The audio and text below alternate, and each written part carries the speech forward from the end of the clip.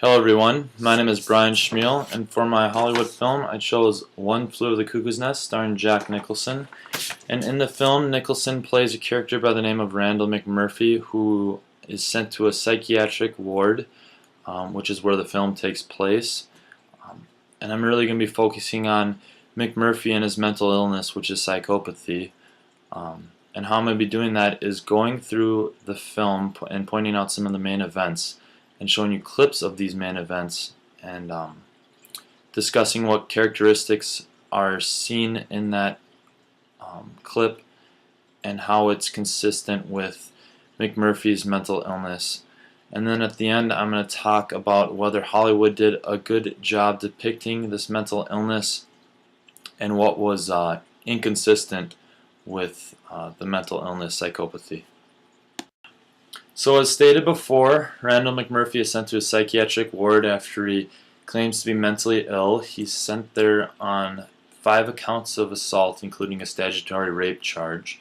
And the prosecutors of these cases don't truly believe that he's mentally ill. So when he's at the ward, he's under total evaluation to prove if this is right or wrong.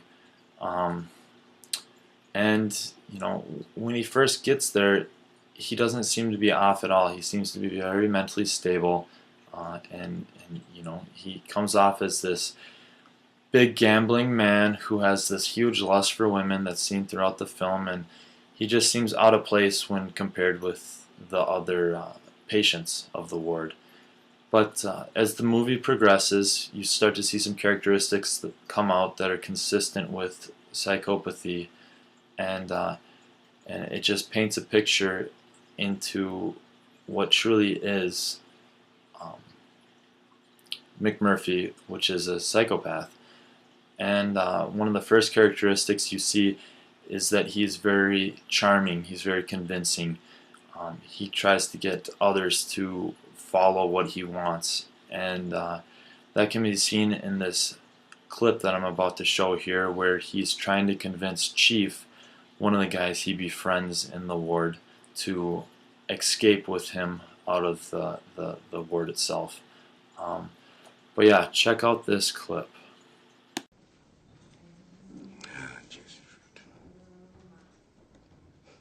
Well, you sly son of a bitch, Chief. You hear me, too?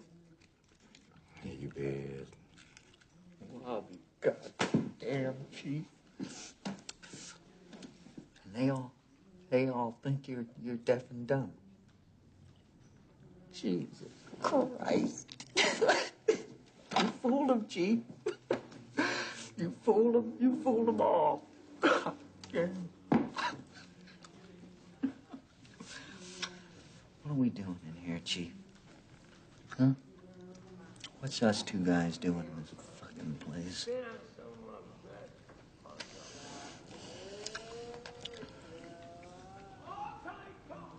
Let's get out of here. Out.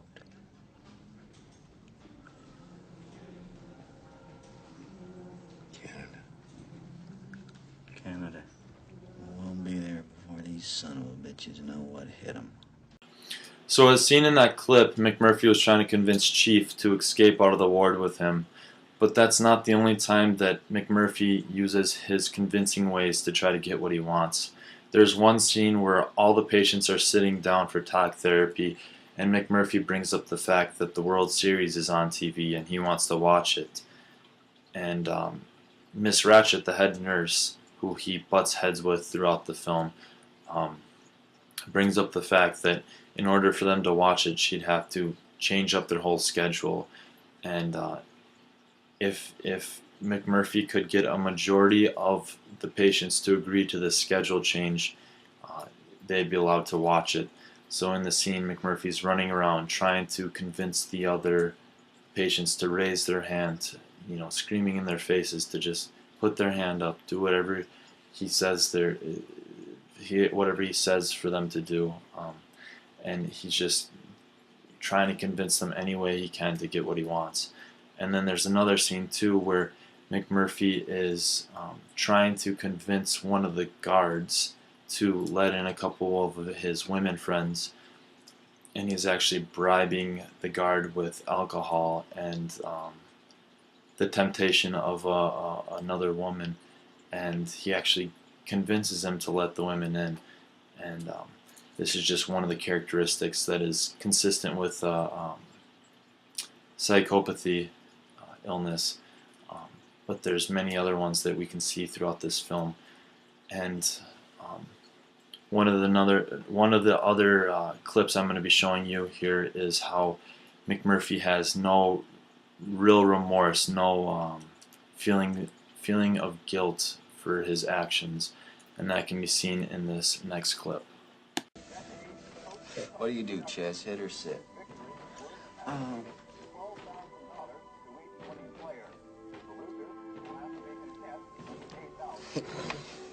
That's 23 up, Cheswick. All right, Tabor, you're busted. Give me this. 23. Huh? Hit. Hit me.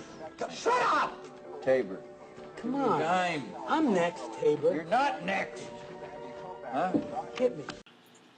So as that clip shows, McMurphy takes advantage of the other patients taking their cigarettes, their money, and that can be seen throughout the whole film. And he has no remorse, no guilt for doing it. He calls the other patients names, makes fun of them, yells at them, and doesn't feel bad about doing it. And that's just another characteristic of a psychopath. There's some other characteristics you see him having throughout the film that are consistent with psychopathy.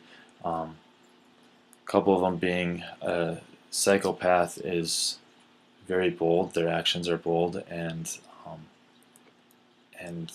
their actions are very erratic. And as I explained earlier, McMurphy snuck some girls in, which was pretty bold and erratic, and he also steals a bus full of patients to go fishing, and that's that actually caused a big stir in the whole ward, and they claim that he might be too dangerous.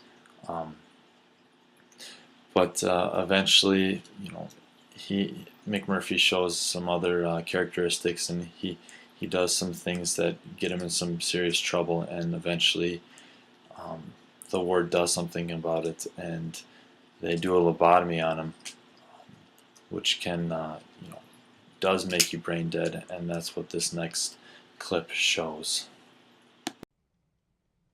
I knew you wouldn't leave without me. I was waiting for you. Now we can make it, Mac. I feel big as a damn mountain.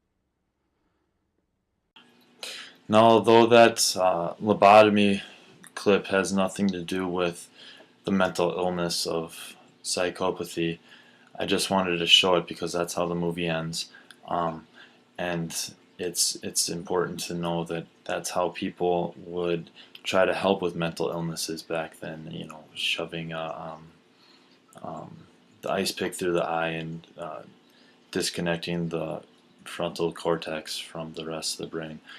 And yeah, so that's how they would try to fix some of the mental illnesses that they saw back in the day, some of the problems that people would be faced with.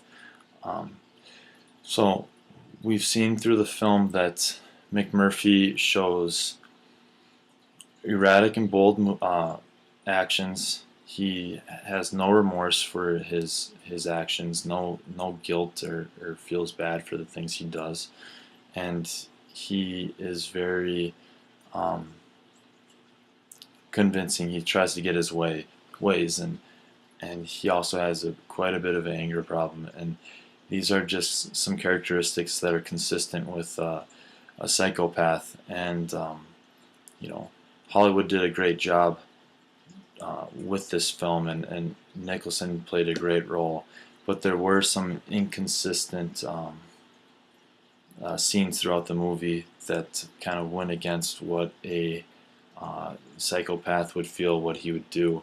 And I'm going to show you the two clips one after another right now, and then discuss them after. Sit down, will you, Cheswick? I want you to know something right here and now, Miss Ratchet. I ain't no little kid. You sit I ain't down. no little kid where you're gonna have cigarettes kept from me like cookies, and I want something done. Ain't that right? Hey, that's right. Now will you sit down? No, I won't. I won't. I want something done. Sit I down. want something done. I want something done. I want something done. I want something done. I want something done. Here. I want something Here, done. goddammit, I want Cheswick, here. something done. Hey, calm down. Why don't you leave him? Watch. Jimmy's gonna be all right.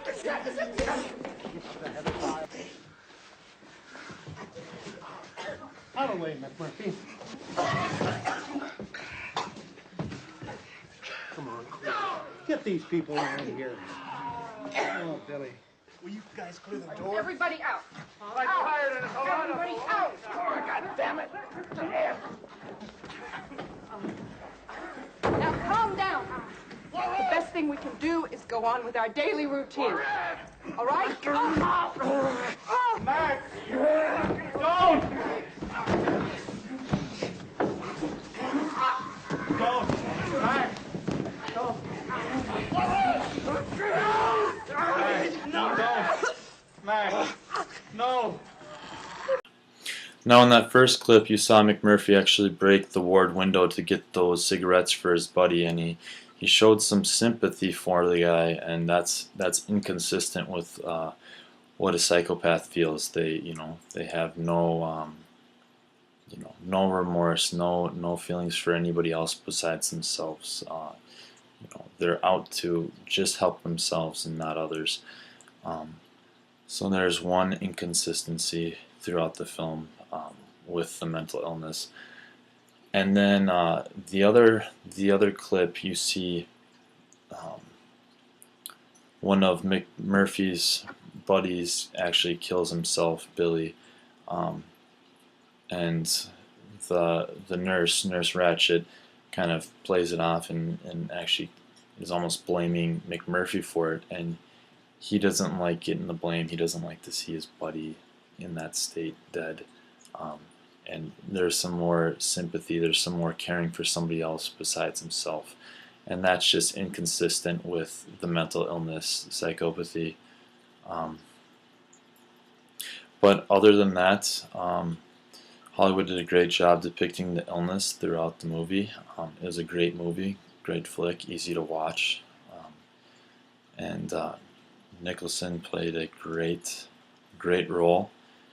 But if you haven't seen it yet, check it out. I hope you enjoyed my Hollywood critique.